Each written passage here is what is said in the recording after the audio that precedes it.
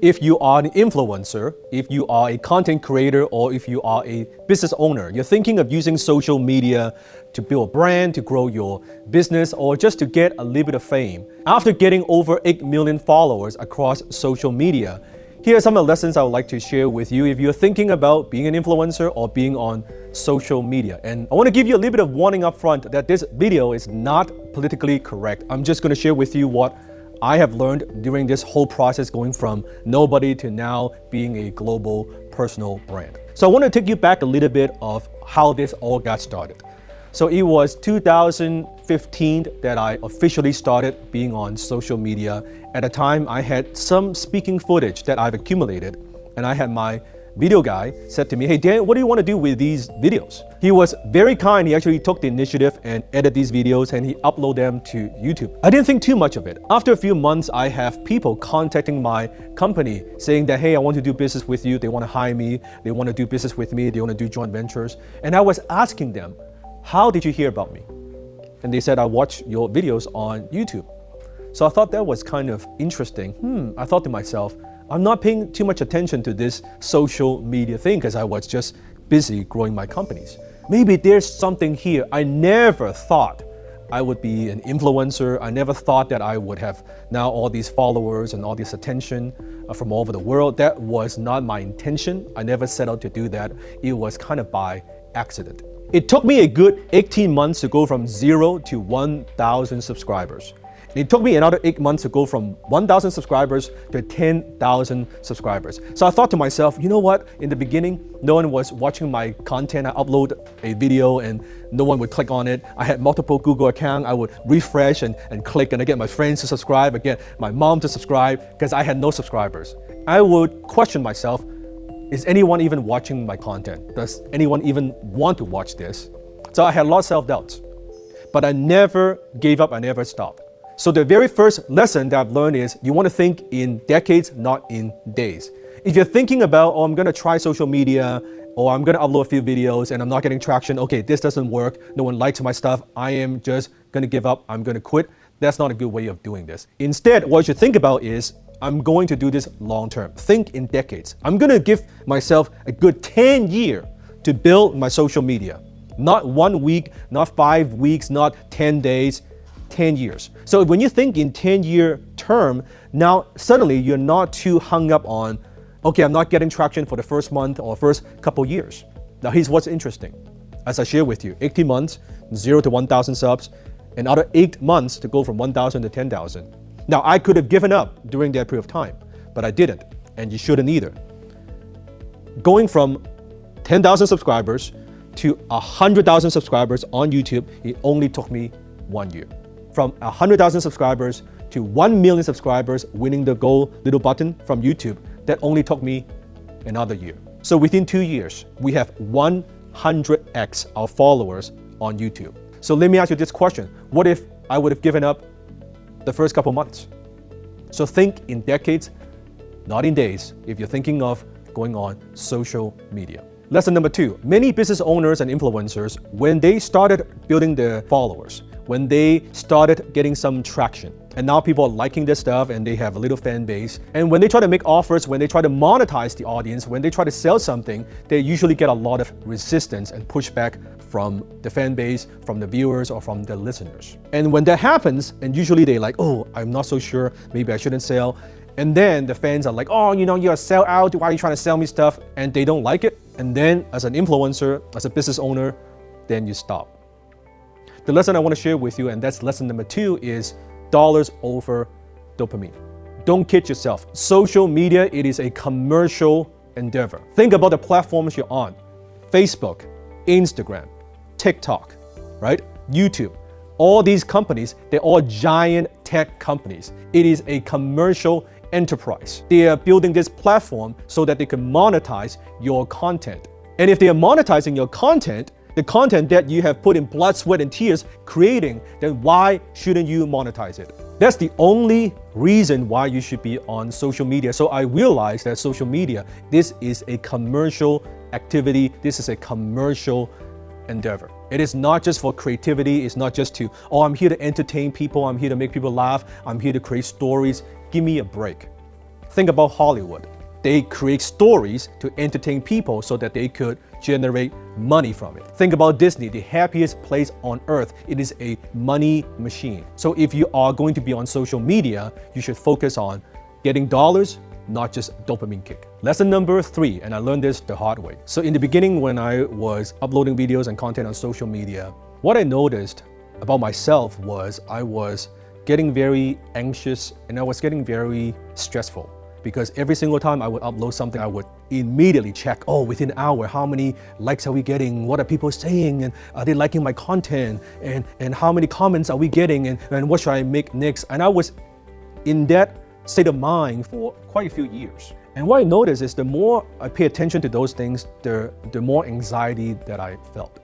And then it stopped being fun. And I started thinking about, oh, maybe I need to create this kind of content that's a little bit more controversial and that would get more attention and I would get more likes and that's what I wanted and all these things. And when I had people who disliked my content, when I had negative comments, quite frankly, lose sleep. I would be so upset. I would be like, oh, why are they not liking me? What's going on? Why are they saying those things? Don't they know I spend so much time creating content? I was not in a happy place. And I think a lot of influencers go through this and a lot of creators go through this because we kind of get our self-worth through our fans. And I know it's a good feeling from people not knowing you, then knowing you, then liking you, and they praise you, compliment you, and then later on, they kind of not like you as much and they get tired of you. You go through this journey. This lesson number 3, is to let go of the need of being liked. Because you will see there are influencers, content creators, business owners, they would risk their lives to create certain type of content, doing dangerous stunts, just to get some likes. If you think about it, it kind of doesn't make sense. They get their self-worth from likes, from being liked by other people, strangers, even fans. And I learned that that's not healthy. So instead of doing that, I let go of the need for being liked. Don't care if they like me or not. And truth is, people who like you, don't like you, or people see on social media, they made a judgment based on one video or one post that you do. They don't know you anyway. They don't know me. So why would you base your happiness on those people? It makes no sense. I see YouTubers, they risk their health because they want to maintain their status, they want to maintain their fame, and they forgot what is the most important thing in the world, and that's their happiness. And that's what I've learned. So lesson number 4, which ties to lesson number 3, is your ego is not your amigo. When I was growing my YouTube channel, my Facebook, my Instagram, I had certain goals in my mind. I had certain competition, certain target. And I set a goal to myself, you know what, in X amount of years, I'm gonna bypass so-and-so. I'm gonna have more followers than so-and-so, right? I want to be more popular than so-and-so. I wanted to be famous because I was trying to get my self-worth from the fame. But the truth is, I was insecure. And when I realized is when I bypass those numbers, when I bypass the target or the competition, it's actually not a competition because no one is competing except in my own mind. When I bypass those numbers, when I had more followers than so-and-so influencers, you know what I realized? No one gives a shit. My fans don't give a shit, right? My team doesn't give a shit. My wife doesn't even give a shit. The only person that gives a shit is me, my ego. Oh, now I have more followers than him or than so-and-so. Who cares? It's not important. So don't let those numbers dictate who you are and how you feel. It's just the numbers. And the truth is, no one gives a shit except our own ego. I learned that the hard way. Lesson number 5, you want to monetize from day one. You shouldn't think about how I'm going to build this audience and once I have X amount of followers and somehow the number is always 1 million. I don't know why, because most business owners I talk to, once I get 1 million followers, then I will monetize my list, my community, then I can make money from it. You shouldn't think that way. When I went on social media, I was focusing on monetizing from day one because I knew I couldn't multiply 0. I'm not making money from this amount of followers. What makes me think that I would make money from this many followers? It makes no sense. So what I noticed is our company was generating 5-figure revenue when we had 4-figure followers. Not from AdSense or ad revenue or sponsorship, but from product sales, from joint venture relationships, from client flow, from strategic alliance, from opportunities, from social media. And we were generating 7-figure revenue when we had 6-figure followers. And then we were generating 8-figure revenue when we had 7-figure followers. So I saw the correlation between followers and our revenue. That's the only reason why we're spending resources on it. And I say the same thing to you. So you want to monetize from day one because knowing you cannot multiply zero. If you're not monetizing when you had 4-figure followers, 5-figure followers, 6-figure followers, that's not going to help. You should be generating revenue or profits from that from day one. Lesson number 6, probably the most important one. As you gain popularity, as you gain followers, one thing that's guaranteed to happen is you are going to get trolls, haters, and parasites.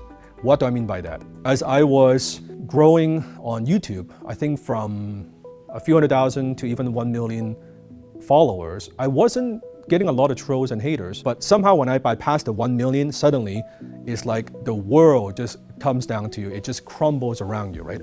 I was getting haters and trolls out of nowhere. People were using my name, and I was pissed off, right? I was thinking about, should I sue them? Should I take legal action? What should I do? And same thing gave me a lot of anxiety. And I didn't understand, like, why would these people attack me like this? They don't know me, right? And are people who would fabricate stories about me, they would exaggerate, they would just make up stories so that they would get likes and they would get attention to the channels or to the social media platforms. And in the beginning, I didn't know how to handle it. I was just upset, I was pissed off, I was lost. It would bother me for days and weeks. And now I finally understand why social media influencers, especially those with big following, that in front of the camera, they're happy, they're upbeat, and they're enthusiastic, but off camera, they're actually very depressed. And some of them even committed suicide. Because when you have tens of thousands of people, hundreds of thousands of people pointing fingers, saying nasty things about you, just trolls attacking you for no reasons, day in, day out. Just imagine when you walk out of your home and your people saying that you suck, you're ugly, and you're no good, and this and that, all day, every day, 24/7. Just imagine that. So one of the things I've learned in order to do this, I have to develop alligator skin. You know what? I don't care what people think. I don't care what people say. Because if you do, you get your self-worth from that. It affects your emotions, and of course it does. You're gonna have a tough time doing this. Because the bigger you get, the more trolls you will get. And think about the parasites. Why do they need to use your name to talk about you, to badmouth you, to put you down, to elevate their own status? Because when they talk about themselves, no one gives a shit. No one wants to hear about them talking about themselves. So the only way for them to get the attention, to build followers, to even have the world know that they exist is they talk about you, because you've got a name. So now I understand that's just part of the game. In fact, I don't even look anymore. So I don't look at the comments and stuff on social media, what people say, or what the trolls say, what the parasites say, what the haters say. I don't look at the comments. So even though you're my fan, I just want to let you know, my team looks at the comments, they filter, they look at that. I don't see any of it. Not on the messages, not anything. Because I found out that I don't want that to affect my mood. Started a couple years ago, I stopped looking. I just create what I want to create, what I believe would benefit people. Which ties to the very last lesson, and that's lesson number 7, and that is follow your heart. A number of years ago, I was planning and thinking about creating different types of content, not just business or entrepreneurship or sales related content. And I would like to share a different part of me, right? A different side of me, such as my passion in martial art, such as my passion in terms of the Marvel characters and my toy collection and doing unboxing. And I consulted with a number of YouTube experts. And every single one of them said to me that that's a bad idea. It would confuse the algorithm. Your fans, they subscribe to your channel expecting business content, and now you're talking about personal life and all these things. They won't like it, YouTube won't like it, and your channel would tank. And I listened to all of them, and at the end, I made my own decision, just follow my heart. And you know what? I'm just gonna do it. So I started posting different types of content. And guess what? That took my channel to a whole new level because that somehow resonated with my fans. Oh, I'm also a fan of Bruce Lee. I love martial art, or I love hot toys. So somehow that gained more attraction. It didn't distract my core message. It didn't dilute my story. In fact, I think it enhances it. So when you're creating content, yes, you want to create content that people are searching for. That's fine. But I think at the end of the day, you want to create content that you want to create, that you know that would benefit other people. And that's what I've learned. So now I just want to make content that I want to make. And this is why you see my channel, sometimes I upload 1 or 2 things, sometimes I don't. Now I'm at a stage where I want to create content when I want to create it. It's no agenda. And if I believe here's something that I want to say, then I create content. If I don't have something to say, then I don't create content. And I actually don't give a shit if 10 people watch it or 1 million people watch this, it doesn't really matter to me anymore. I don't spend a lot of time on social media, although we're publishing a lot of content, but personally, I spend less than 30 minutes a day on social media. I'm busy just with my own businesses. And I believe that's the best way to create content and build an audience on social media, is to be yourself, be your best self. Some people would resonate with you, they would like you. Some people won't resonate with you, they would hate you. Who gives a shit what they think? It doesn't matter, but if you follow your heart and you stick with this long enough and you notice, hey, people are liking my content. So it's more for myself, my own journey, for my own video journaling, and not just for you as well. So comment below and share your thoughts on how you have used social media, and if some of these lessons resonate with you, and share with other people, because I'm not going to read the comments. But do share, and I think other people would benefit from it as well.